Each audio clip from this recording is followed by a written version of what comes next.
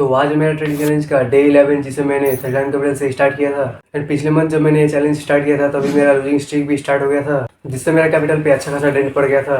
And जब मेरा losses चल रहा था तो ऐसा नहीं है कि मैं वहाँ पे बैठा रहा, मैंने अपने मिस्टेक सबको आइडेंटिफाई करके अकॉर्डिंगली उसको इंप्रूव करते गया, जिसकी वजह से मंथ एंड आते आते मेरा ट्रेड सब काफ़ी हद तक इंप्रूव हो गया था। एंड मेरा प्रीवियस ट्रेडिंग सेशन भी विनिंग डे रहा, जिसकी वजह से मेरा वो कैपिटल 18,200 के आसपास हो गया है। तो अब इस मंथ देखते हैं कि आगे हमारे लिए क्या क्या वेट कर रहा है। एंड एज ऑलवेज ट्रेड तो होता रहेगा, बट मेरे ट्रेड सबसे सीखने का ट्राई करते चलना, चाहे उसमें मेरा प्रॉफिट हो या लॉस हो। तो अब चलते स्क्रीन पे अगर कोई ट्रेडेबल अपॉर्चुनिटी मिलता है तो। मार्केट यहाँ पे कुछ देर बाद ओपन होने वाला है, तब तक बात कर लेते हैं कि आज के लिए मेरा क्या क्या प्लानिंग बना हुआ है।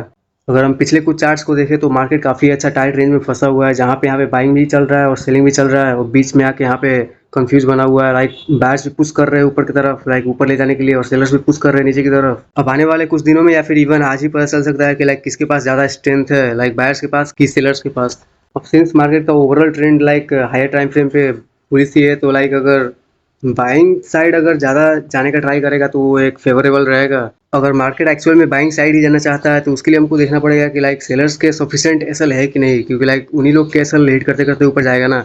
तो लाइक यहाँ पे अगर देखेंगे तो यहाँ पे भी लाइक एक बार रेजिस्टेंस लिया हुआ है, यहाँ पे भी लिया हुआ है, यहाँ पे भी लिया, फिर एक एक दिन पहले भी लिया है यहाँ पे।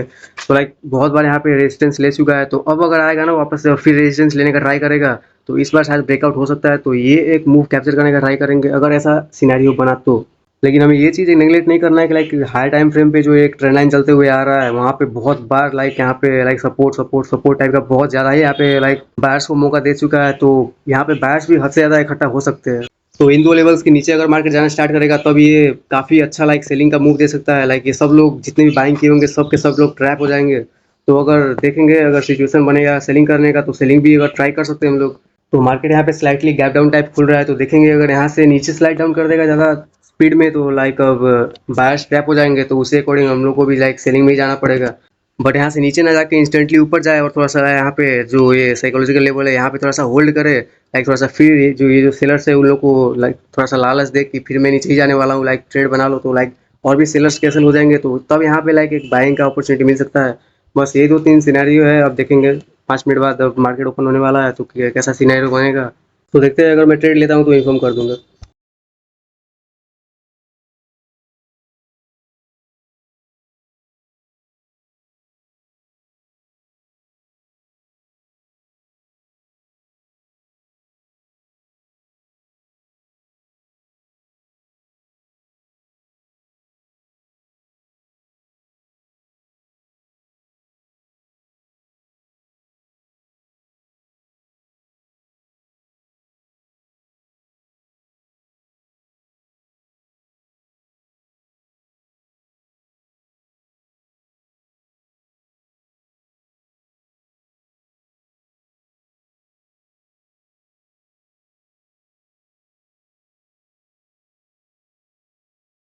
तो जिस तरह मैं स्टार्टिंग में डिस्कस कर रहा था कि अगर बायर्स को टारगेट करना स्टार्ट करेगा तो लाइक यहाँ पे बहुत सारे बायर्स इकट्ठा थे ना, जिस तरह मैंने बोला था कि यहाँ पे ट्रेंड लाइन था, बहुत देर यहाँ पे लाइक टाइम स्पेंड किया हुआ है, तो गलती से भी अगर नीचे स्लाइड डाउन करेगा तो एकदम इंटेंस सेलिंग आ जाएगा।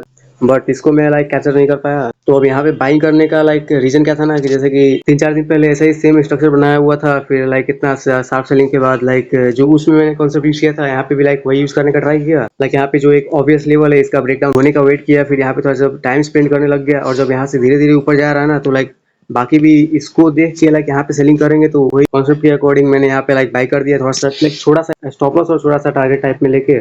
मैं इस वाले ट्रेडिंग सेशन का बात कर रहा था, जैसे कि इस वाले दिन भी एकदम शार्प सेलिंग आया, फिर लाइक ये जो ऑब्वियस लेवल है इसका ब्रेकडाउन दिया, फिर थोड़ा सा जब यहाँ पे टाइम स्पेंड किया तो लाइक इसका जब ऊपर जाने लगा तो लाइक छोटा सा मैं यहाँ पे टारगेट लेके निकल गया।